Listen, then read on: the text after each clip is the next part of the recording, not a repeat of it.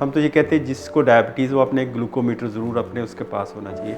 इसको हम SMBG भी कहते हैं, सेल्फ मॉनिटरिंग ब्लड ग्लूकोज।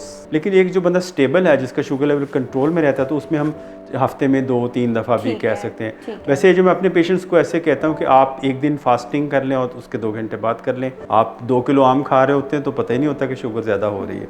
तो लेकिन कुछ लोगों में होता है कि उनकी टांगों में दर्द होना शुरू हो जाता है।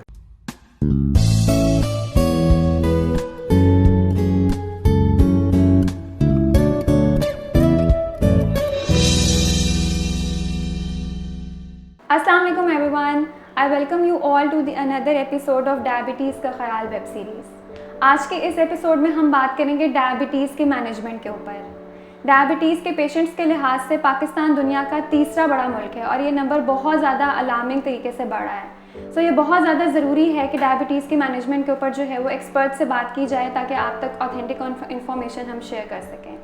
सो आज के इस एपिसोड में हमें बहुत ही मशहूर और क्वालिफाइड डायबिटोलॉजिस्ट ने ज्वाइन किया है। हिज नेम इज़ डॉक्टर इम्तियाज़ हसन।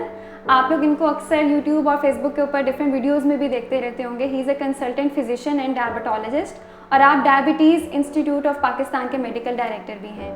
सो मैं बहुत ऑनर के साथ जो है वो सर को इंट्रोड्यूस करवाना चाहूँगी। अस्सलाम वालेकुम सर, क्या हाल है आपका? वालेकुम सलाम। अच्छा, थैंक यू सो मच, आपने हमें ज्वाइन किया और इस इम्पॉर्टेंट टॉपिक के ऊपर जो है वो आज हम कोशिश करेंगे कि ज़्यादा से ज़्यादा लोगों तक जो है वो इन्फॉर्मेशन स्प्रेड कर सकें। अच्छा सर, हम डायबिटीज़ के मैनेजमेंट पे बात करते हैं तो एक बड़ा इंपॉर्टेंट एस्पेक्ट आता है जो कि है होम मॉनिटरिंग, कि उसका जो है वो शुगर लेवल्स का एक पेशेंट को पता चलता रहे कि क्या लेवल जो है मेरा चल रहा है।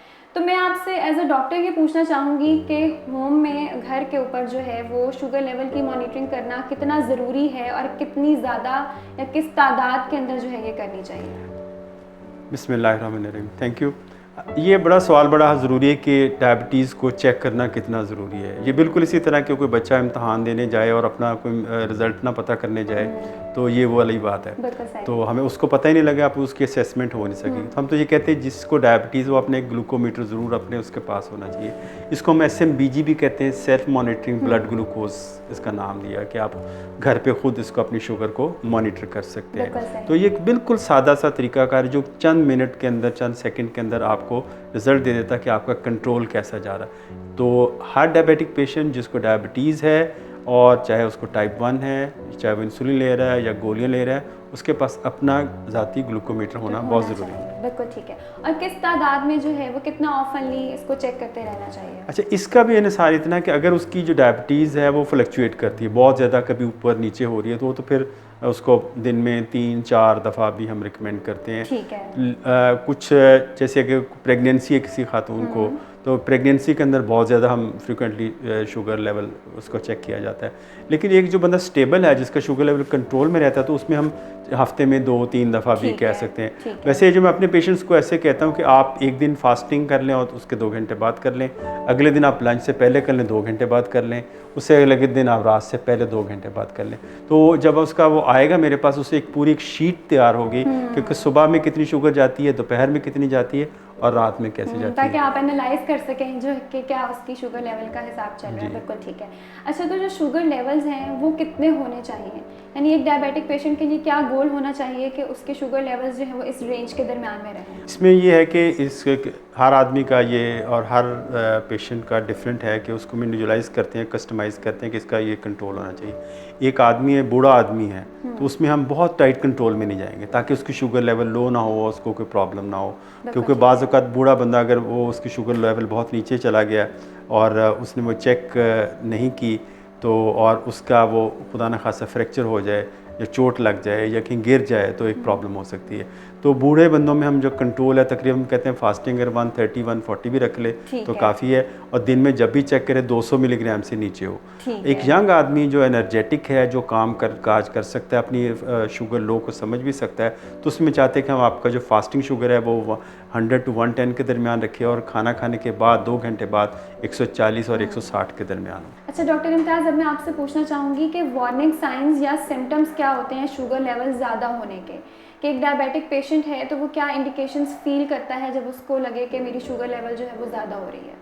एक तो हम जैसे ब्लड शुगर टेस्ट करते हैं, एक ग्लूकोमीटर से करते हैं, एक हमारे अंदरूनी ग्लूकोमीटर होता है जो हमें बताता है कि आपकी शुगर ज़्यादा है या कम है।